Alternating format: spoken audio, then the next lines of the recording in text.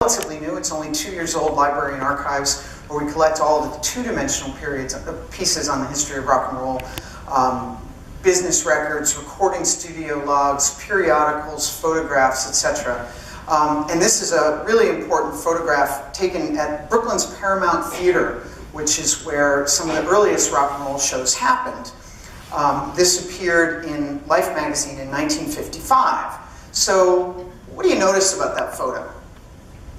Just what jumps out at you? I know it's a little bit of a distance, but yeah, we've got an integrated audience, right? A huge deal in the United States. Now we're in New York City, which doesn't have the kind of legal segregation that the South did, but still an integrated audience for a performance like that was not was unheard of, illegal, dangerous, or just rare.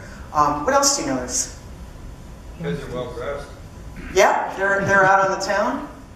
They're young. Yeah, a lot of girls. They're very excited, right? I mean, the kind of enthusiasm and exuberance coming out of that photograph. And I think that tells us a lot. So the ways in which rock and roll integrated America. I always think that some of our first rock and rollers were some of the first people at the barricades of racial segregation. These weren't overtly political people in any way, but the ways in which the music began to push those boundaries was very important. And just that this is a new kind of youthful generation that is just bursting at the seams in response to this music. And that really emerges in that photograph. And I love it because, again, thinking about the value of archives and exhibits, there's no famous artist in that photo, right? But it captures kind of what rock and roll is by looking at how the fans responded. I love this quote. It's by a guy named Reby Garofalo, who's been studying rock and roll for a long time. And he's written a great textbook that many colleges and universities use called Rockin' Out. He defines it in a very valuable way, I think. The music that came to be called rock and roll began in the 50s as diverse and seldom heard segments of the population achieved a dominant voice in mainstream culture. When we look at who created rock and roll, performers and business entrepreneurs, it wasn't from the center of American entertainment. It wasn't major record labels. It was not, these were little startup, we call them startups now, they wouldn't have said that in the 50s, but these were little labels started by people who recognized that there was a market for African American music. And these were performers that overwhelmingly did not come from our big cities or our cultural centers.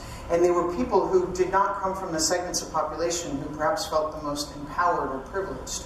African American performers, Southern whites, for example. So rock and roll became a kind of an amplifier, really, for these voices, that they could be heard. We often talk about rock and roll as rebellious, which it certainly was, although that's a little bit more of a 60s paradigm, kind of grafted backwards. But it's also, I think, a chance for people to fit in somewhere, to claim the center, and to kind of bring a community along with them. This is another item from our Library and Archives music paper called Catchbox, which was really helped you kind of track what was going on in the industry. And what we see really early on in the coverage of rock and roll is its impact on race relations.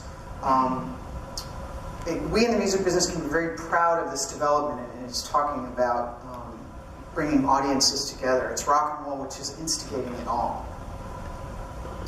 This is an editorial, an article from Downey Magazine, 1956. So again, it's very early, and you can see Bill Haley there, who was here in Ottawa, and he's here in 56. He's here in 56. And Downey, which is we really think of as a jazz magazine. But everybody's trying to figure out what rock and roll is. There's no rock and roll journalism. But you can see in the upper right-hand corner of the magazine there, rock and roll, good or bad? This was the question, and you see it over and over in the coverage. So this is an article from the Rock and Roll Helping Race Relations. The Platters contend. The Platters, African American vocal harmony group. Later we kind of called that doo-wop, but it wasn't really called doo-wop at its birth. This is a quote from one of the Platters. Rock and roll is doing a lot for race relations. It's giving the kids a chance to meet rock and roll artists And I think they're talking there about white kids getting a chance to meet African American artists. And this is helping them find out that so many of the stories that they hear are not true. So what we find evidence of is the sense that rock and roll music and performers are basically telling young white people that the message that they're getting sent about African Americans are lies, or worse. Okay,